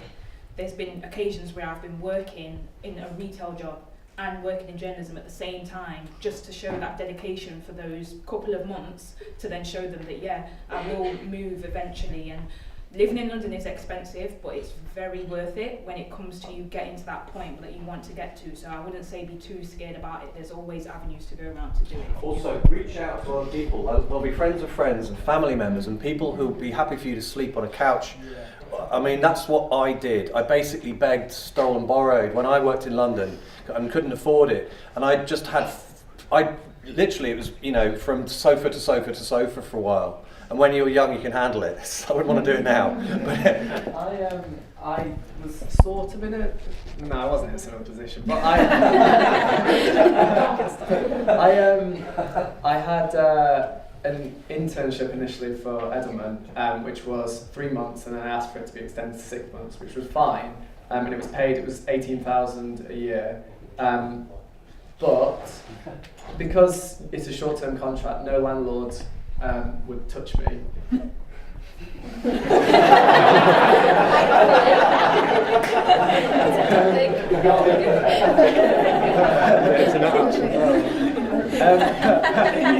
What I mean is, I couldn't get accommodation, so I stayed with friends at uni in Hatfield, which is Hertfordshire initially, and then I was able to speak to landlords, and I was still on 18,000, and my rent in Croydon is £500 a month, which is a lot, but I was never losing money. I was always breaking even at worst until I got my permanent job. So I wouldn't honestly worry too much about it. You'll make it work, I'm sure. And I think if you can use friends and family or people at uni, yeah, do it for sure. But yeah. Okay, so Fabio. She had a question. Oh, Sorry. Yeah, I was no, going to go say, I'm looking for internships as well in London. Would you say that if you don't live in London, you kind of miss out on other opportunities? Because Definitely not. I didn't want to go to London at all. I don't know how many, probably like 9% of you want to leave Sheffield as soon as you're done here. I wanted to stay in Sheffield, and I was so worried that every single opportunity for me, everywhere I saw myself growing, would only be in London. I actually lived like an hour away from London back home, but lived here. But I was so worried about just missing out on all those opportunities. If you go on like Yorkshire Graduates, if any of you want to stay in Sheffield, that's a great website to look. Yorkshire Graduates. Yeah. But if you want to go to London, then yeah, there are loads of opportunities. There are, I don't know how many more businesses in any sector than there are in the rest of the UK. But the best thing about it is that loads of people are going to London. Loads and loads of people go to the big cities. Sheffield isn't that big. There are so many small businesses hiding in every like nook and cranny of every city. Like the job I have now, if I walked past the outside of my job, I'd be like, that place looks like it makes like, I don't know, 20 grand a year. I wouldn't think, but it actually makes like 2 million a year. But I wouldn't think that. You wouldn't think that about any business you walk past. No one can ever predict how much is out there. There is so much potential. So just look everywhere. I wouldn't limit yourself to just London. I limited myself to just Yorkshire. And I don't regret that because I love my job. But if I hadn't had this job, I really would regret it. Just not searching UK-wide. Because as a student, the best thing about being a student is you're not rooted anywhere. You can just pick up your things and go. I mean, you like only own like a duvet, so you can just go anywhere. So just apply anywhere is what I'd say. Look at local places that aren't local to you, if that makes sense. And I think as well that's interesting about a lot of people saying here that their commutes are an hour and a half. Working in London, you draw a circle around Sheffield about where you can go in an hour and a half. You've got Leeds, Birmingham, Derby, Sheffield, Manchester, huge cities with huge opportunities. You can go to London now, yeah, it's a little bit expensive, but 2 hours on the train. You know, I regularly work in Leeds, and it cost me 12 quid on the train. But yeah, you're home at 5 for tea. We're so lucky to be where we are. Quickly, just before we move, because we got time is running out on us. But interviews, I just wanted to get who's got the very best bit of advice for preparing for interviews. Okay. I'll say one thing. Yeah, Rosie. Gonna say a thing. I get really nervous interviews. I think it's quite an intense pressure sometimes if you're going to be in a room with like 2 people and you're going to have to talk about yourself and you're going to have to sell yourself in that amount of time. The one thing I went through is I went through my CV and like through everything I've done, and I thought, how is that applicable to that job that I'm going to go to, and literally apply in every situation. So think about, so I've done that skill. It's not necessarily in the same sector, but actually what, you know, I can talk to stakeholders, so I can talk to other people about what we do. I can write a press release, so I can also write longer pieces of work. I can read long pieces of information and make it shorter and summarise it, and that's really, really good to explain and talk through it. And it doesn't matter if you don't necessarily have all those essential skills and desirable skills like everyone was saying earlier. Just think about the top things of yourself that you think an employer wants and go through that and prep it. And you can read on the website, you can do all of that and learn about the company, but at the end of the day, you can do that once you get in the job. You need to look at how you can apply yourself to that role. I think another couple of things as well is wear something you're comfortable in. Don't dress up and then you're sat there sweating and you're nervous and things don't fit right and you don't normally look like this and this isn't you. go as you are, go smart. Don't obviously like to put a onesie, but like, be, go as you want to appear and get a feel of like where you work. There are obviously different environments, so solicitors and law, or if you're in journalism, or like I work in public sector, so it's kind of flexible, but majority of the time it's like smart casual. So think about those kind of things as well, and always have a good couple of questions at the end. So what do you want to get out from it? Because people want you to be able to ask questions, because that's what you're going to do when you get in the job. That's so true, that last bit when they say, have you got any questions? And you're just so relieved the interview's over, you just go, when will I find out? And it's like rubbish. And you waste an opportunity, don't you? Is that, Sam, what would you say? I was just going to say my tip is, I don't know if it's anything that I've my first interview, the last interview I had was about 4.5 years ago. I don't know whether I did this or not, but my biggest tip, and it sounds so cringy, but would be to smile. Which I don't know whether I've been doing that or not, but my boss is the lead presenter at Liverpool, and he's constantly at me. I've been presenting probably for about a year, something like that, and he's always at me to smile sort of when I'm talking on air and stuff like that. And the reason he's saying that is because he knows that the audience are going to react well to it, even if you're bullshitting, to be honest, even if half the things you're saying is just a load of rubbish. If you're smiling, then the people watching it are going to react, and the exact same goes for your employer. If you're talking to them with that bit of confidence, you're probably not going to be that confident going into a job interview, really. Like 90% of people are going to feel anxious, nervous, etc. But if you can just try and smile, that'll give that extra bit of, I don't know, pizzazz or whatever terrible word you could use to maybe go and get a job. So it sounds cringy. I don't know whether I did it myself. I think it's the best piece of advice in life is that. It gets you everywhere, and so many people rule themselves out of an opportunity by not smiling. It is just such a no-brainer. It's so hard to do though when you're concentrating. I don't know whether it's in terms of presenting or particularly in an interview, because you're thinking so hard about what you're trying to say, and you're trying to remember everything you prepare, and then just a smile. It's difficult. But if you force yourself to smile, it relaxes you. There's something, endorphins, and it works in your favour. If you actually force yourself to smile as you walk into the interview, it helps you relax too.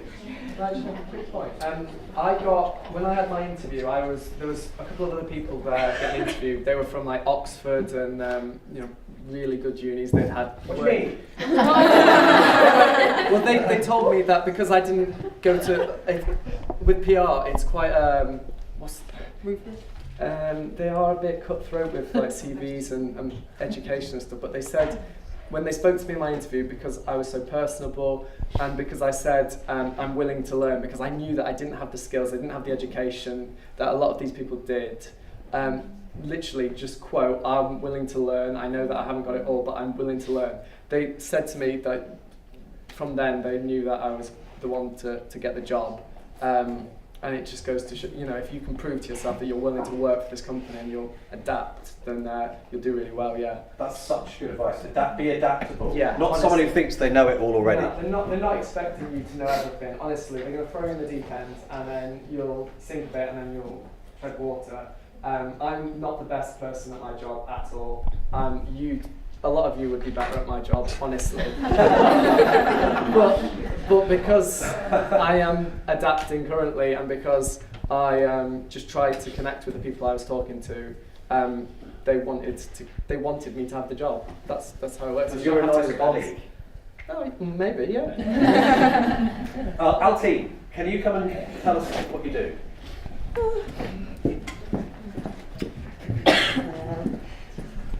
Altine, you're a classic example of someone who didn't happen immediately. Am I right? Yeah, I'm 28 now, so I'm old. So Altine, graduated in 2012. I'm now a journalist for the Barnsley Chronicle, and I'm the editor of the We Are Barnsley. So to narrow it down, Barnsley Chronicle are for the smart people in Barnsley. We Are Barnsley are for your dumber people. So Barnsley Chronicle, that's where you'll have your long sports reports, you'll have in-depth court cases, you'll have all your big pieces. We Are Barnsley is more conversational. We're more interactive on social media, so a lot of our stories go live through Facebook, so I'll post it on there. We monitor reactions. I've got to think of debates that people talk about, like things that are happening in town. So like at the moment, Barnsley's going through, like, they're announcing the budget for next year. Obviously, to everyone that's quite boring, what's going to happen and stuff. The Barnsley Chronicle will go into more detail about exactly what changes are coming next year with the new financial year. On WAB, I'll just stick on the fact that council tax is going up. What do you think? And obviously everyone's going to be like, it's fucking outrageous.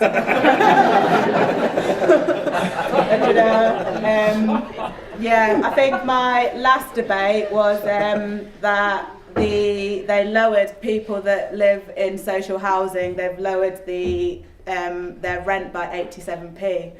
And you can just imagine the amount of comments that were coming through, the fact that people were saving 87p a week, like it doesn't even buy milk, like I can't believe that you're just saving 87p kind of thing. So yeah, that's my role at We Are Barnsley, so it's more social. Yeah, I started there in April last year, or end of March.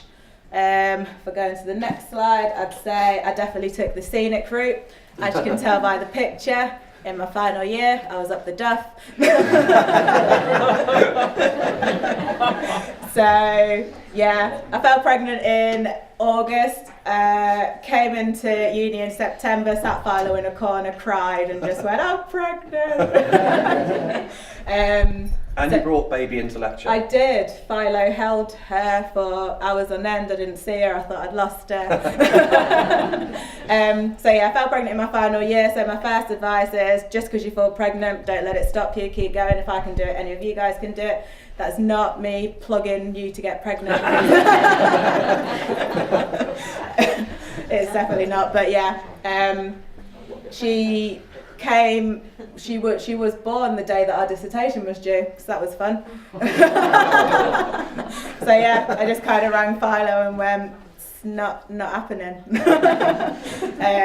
So yeah, she's good though. She's 6 now. She's there. She's got an attitude. It's fine. The best people have kids at university. Absolutely, yeah. So obviously, in terms of that, I didn't have that big ambition to like I couldn't move to London. I didn't have the choice to move to London because I had a baby, and London's expensive enough, never mind dragging a kid in it. So yeah, I took the scenic route in terms of I used my maternity leave to do a lot of work experience. So I went and did like 2 or 3 weeks at the Sheffield Star. I did work at Hallam FM. I think I did some more work experience at the Sheffield Star. Then I went to work for the Home Office, and then I didn't like it, so I left. I was out of touch with law because I went to apply for jobs, and a lot of interviews I were getting knockbacks because obviously I didn't have the experience. And like by then, I'd say if you're not immediately going to go into journalism or PR, definitely keep up with work experience because it keeps you in the game. That was one of the things that I learned when I decided to go back into it. Like, law changes all the time.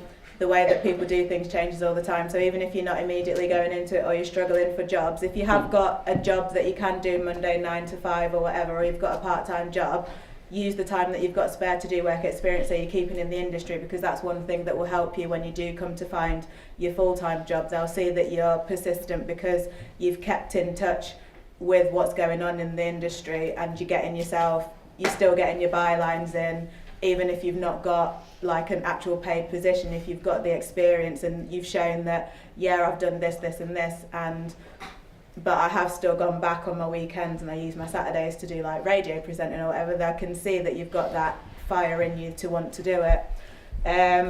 So yeah, I ended up going back to college just to touch up on my law and get my shorthand. Very handy skill. If you don't do it at uni, then at least teach yourself because you need it every day.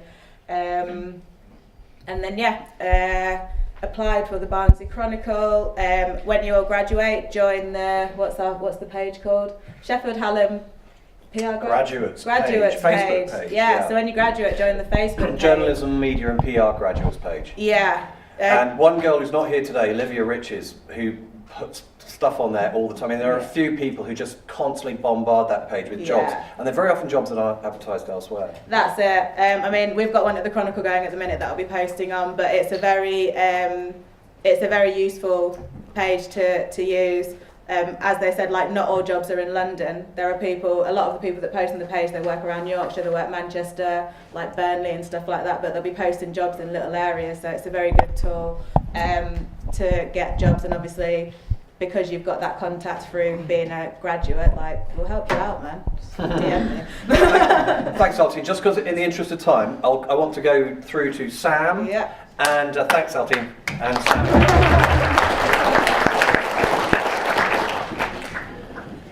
You got that, yeah? I've got it, and we can click on it. For those of you who want to see Sam in action. If I'm not smiling enough, it's because it hasn't been updated. Let me know. So good. Shall we put the volume up? Hello, you're watching LFC News with me, SHU. Coming up tonight. Hello and welcome to New York. 4 goals and 3 points and number 1 in the table. After a strong pre-season, it was a perfect opening weekend for Jurgen Klopp's side. Liverpool's biggest opening day win since 1932, when Wolves were put to the sword by 5 goals to 1. Means that this should be a pretty enjoyable show to put together. Yes, hello there and welcome to the first ever LFC World in Jakarta. If you are not lucky enough to be in the away end at Old Trafford today, this is the place. The game starting at 8 p.m. It means it's a late afternoon sessions for the remainder of the week for Liverpool. Danny Ings, who is in great spirit. We have good news. The game is on. It is taking place at 7:45. Klopp has proved that he's willing to give these opportunities to these youngsters. How? Well, he only gives the opportunity to people who are ready. There goes another Liverpool defensive friendly for you. Looking forward to it. So no deadline day craziness, no new injury concerns. After a successful pre-season, I think it's pretty fair to say that Jurgen Klopp and his side is well and truly ready for the 2018-19 campaign. Does it surprise you really just how much you've enjoyed life here in the city? Jenna, that is quite some way to announce yourself as a Liverpool player. It remains to be seen whether Jurgen Klopp will stick with his lineup for a 4th successive game. Incidentally, he hasn't done that since May 2017. It's been a winning formula so far, hasn't it? But with so many impressive names in this current Liverpool squad, don't be surprised if the manager makes some changes on Saturday, as he looks to make it 4 out of 4 in the Premier League.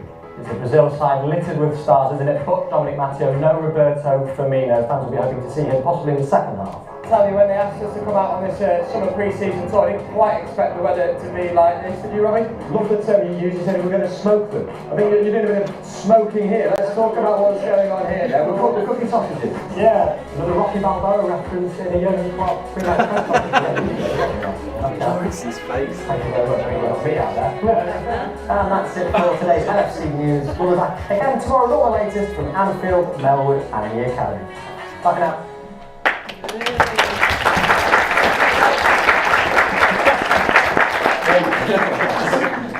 Your phone number. That's a clever technique.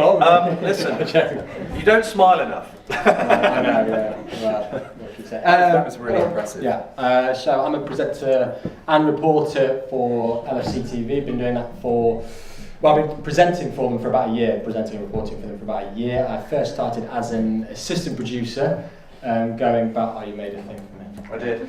That's cringy. I first started about 4 years ago as an assistant producer. How I got the job, I think it was Camilla that mentioned before about going back home and freelancing. I was lucky enough when I graduated from uni to go back home. I lived in Lincoln, so it was only about an hour. I went back home and applied for loads and loads of jobs. I remember applying for a job at Burton Albion Football Club, who were in like League 2 at the time, for about 15k, something like that. Didn't even get an interview. So basically, what going back home sort of allowed me to do was, like Camilla said, was to freelance. And yeah, I dossed around quite a bit. I probably messed around probably 3 days a week. But for those 2 days, I was working for Fox Sport Asia. I got really lucky in that sense because I met someone that was, you know, you do meet people in bars, and I met someone that was looking for basically a researcher to come and do the stats for commentators of Premier League games. It involved me going all around the country, but it was 150 quid for a game, but you go in there all day, and I was driving obviously down there, stuff like that. So you're not really bringing much money home, but obviously you are living at home. with that, the one bit of luck that did come from me, and they do say, you know, you need those little bits of luck. You know, eventually, if you keep going, you will get that sort of little break. The one little break that came for me was that on my contract for them, I mean, it was only a freelance 0-hour contract. On it said producer for Fox Sports, which Philo will tell you, under no circumstance was I a producer for Fox Sport. I was a researcher at best. I was making a shitload of cups of coffee, and I was for commentators, and I was doing the stats for them as well. But because producer was on my CV, when I applied for an assistant producer job at Liverpool Football Club, which is a smaller broadcaster than Fox Sport Asia, which is massive, I had at the top of my CV producer. So I kind of looked overqualified for them, and they were able to get a reference from the guy at Fox. I kind of looked overqualified. The problem with that was, when I eventually got the job, within a couple of days, having never really worked in TV production, they asked me to produce our news show, which is a 5 p.m. job, to run down the whole day. This is about 6 days into the job, I had absolutely no idea what I was doing. Accidentally broke an embargo of, and if they don't put this out on Twitter, accidentally broke an embargo of Glenn Johnson leaving Liverpool a week early. I got the wrong Tuesday, I turned up hungover, which you sometimes do, even now. And yeah, I got a big bollocking for that, but thankfully he did leave at the end, so I got away with it. So what I'm trying to say from that is, but what I'm trying to say is that someone said before, exaggerate everything you do.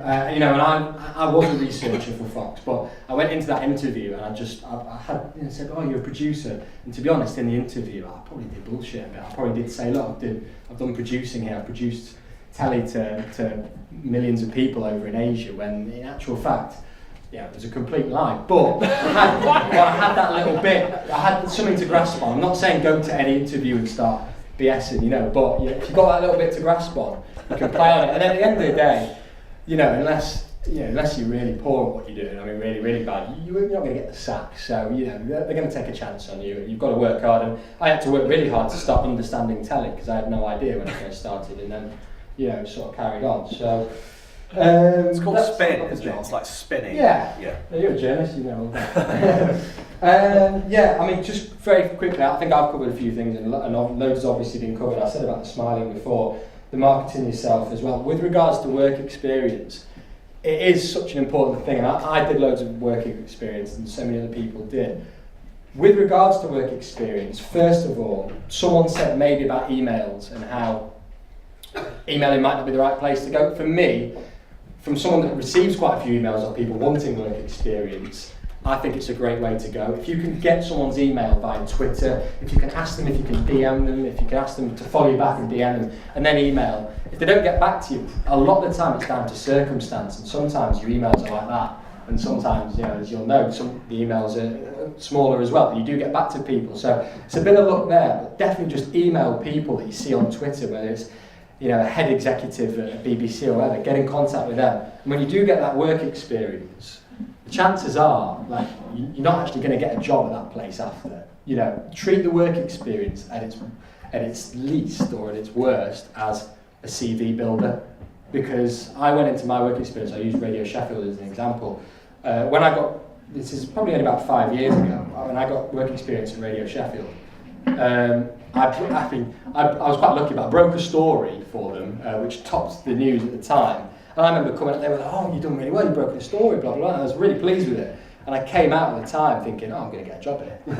And like, it absolutely never came. No freelance shifts even came out of it. And I worked really hard during that sort of 2-week time to even try and break a story, and I never got a call back. And that's nothing against Radio Sheffield at all, because because I now know, having worked in the industry, that the chances are they're not going to. The idea is they give you the work experience and then you build yourself up. So don't feel awkward or anything like that. You know, we have people that come into Liverpool and sometimes they are just shadowing and they don't speak for a week, and there's nothing wrong with it, because you're taking stuff in and you're putting it on your CV. So that's with regards to work experience that I want to say. And I said about obviously the smiling as well is a massive part. That's good. That's good. Alice's comment, going back to the email thing, just remember when you do cold email people, just make it personal and make it short. I don't want to read a long email, but something short that's very direct and personal and just engages them straight away. I saw something you did yesterday that really made me laugh, or I loved what you put out on Twitter, or just something to make them feel a bit better about themselves straight away.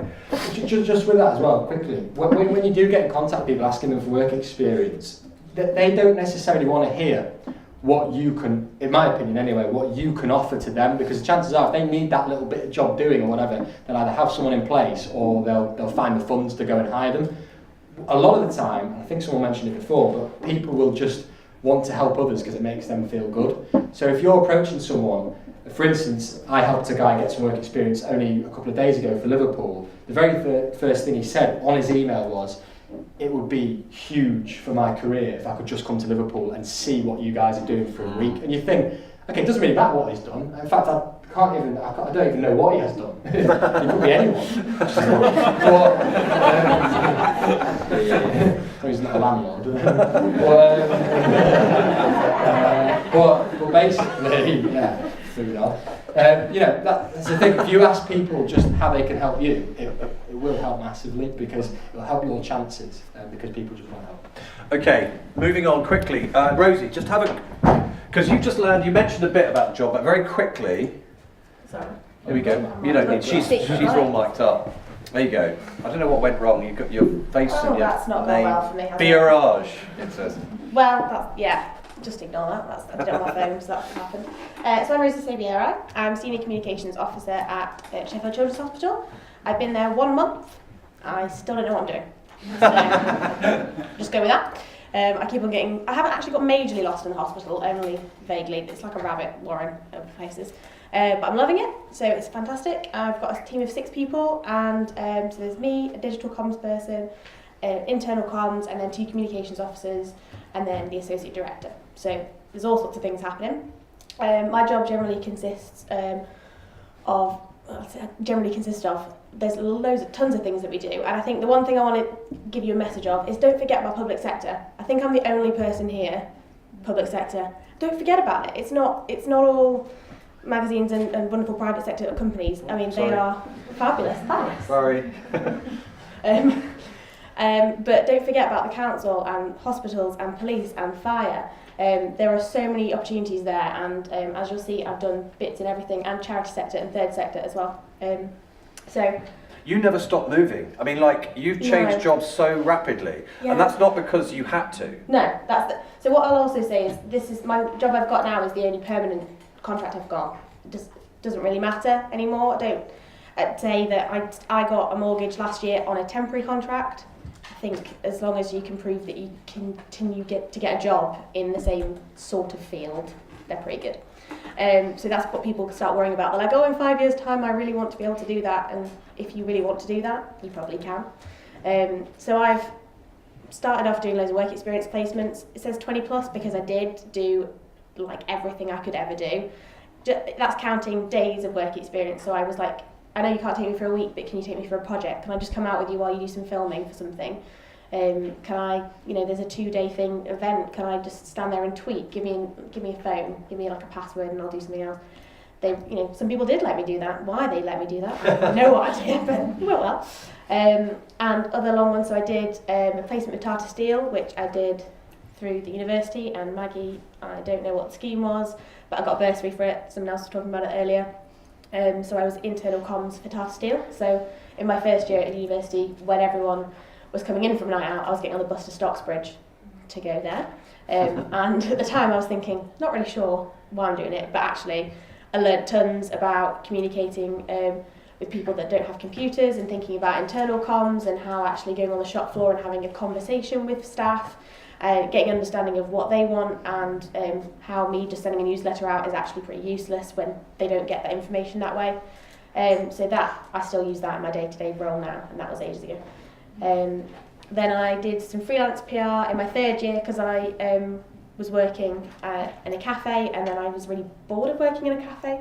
So I sort of put feelers out to charities to do social media support, and then I sort of helped them internal comms, and that sort of built up because one charity talked to another charity, and then I had 2 clients, and I was like, yes, I have 2 clients, that people that want to pay me. I was cheaper because I was a student, but I didn't undersell myself.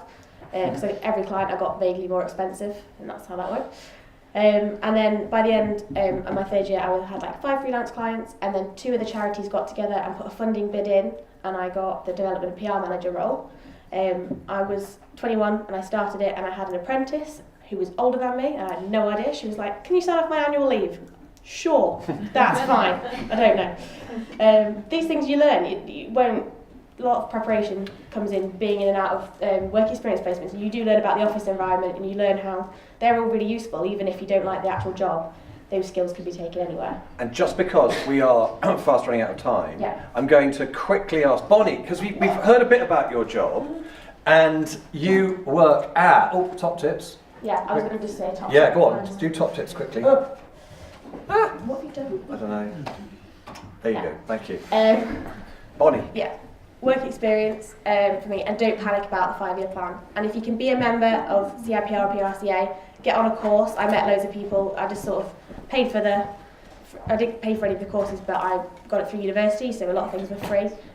Just paid for the bus or the train down, and that I met loads of people from like Ketchum PR and Edelman PR, who I still keep in contact with today, and they give me some really good advice. So get out there and talk to people. Thank you, Rosie. And just before hear from Bonnie briefly, we are hitting 4 o'clock. Thank you. We are going to hit 4 o'clock, and then at 4 o'clock we're going to go down to, do you know the bottom of the Owen building, the heart space, where the canteeny bit is, right at the bottom?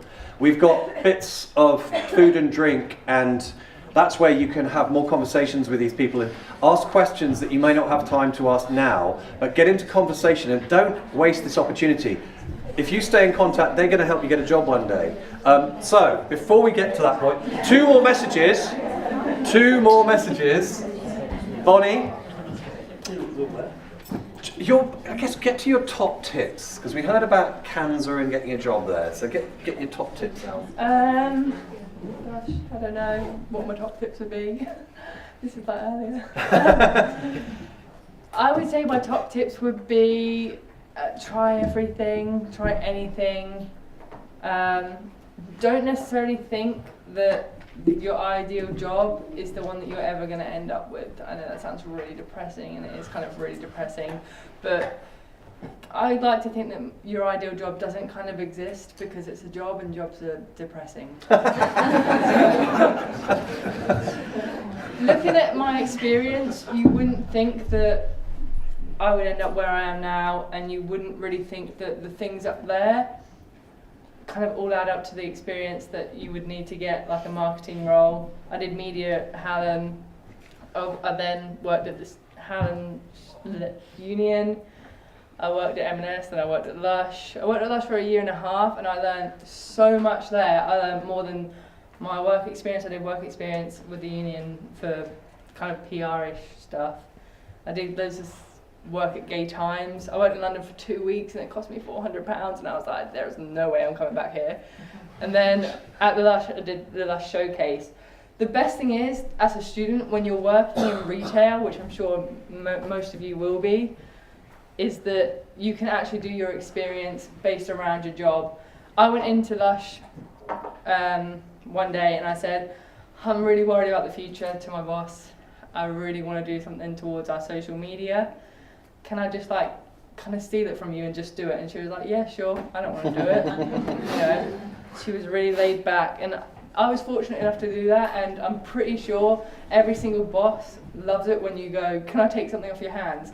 So just anything you want to do, try and get it out while you're trying to earn.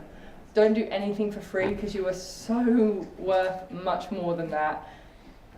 You know what you just said, just very quickly, about every job that you do at some point is going to feel shit. And I remember for years waking up with a knot in my stomach, dreading going to work at the BBC, because I was just afraid and I wasn't particularly happy.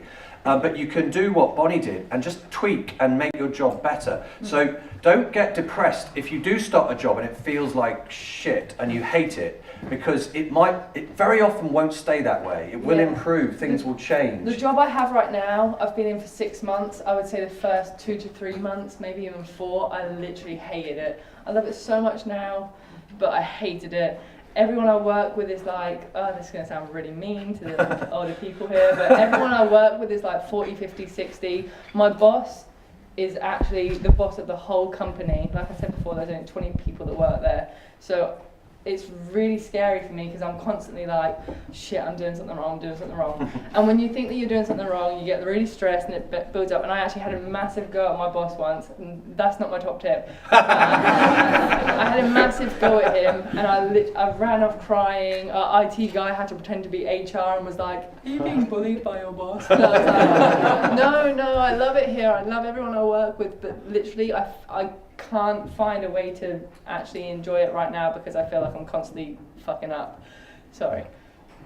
But I spoke with my boss afterwards, and he said, like, you struggle with maths, and I didn't want to hear it at the time. I was like, oh my gosh, no, I'm great at everything. You can't tell me that I'm struggling.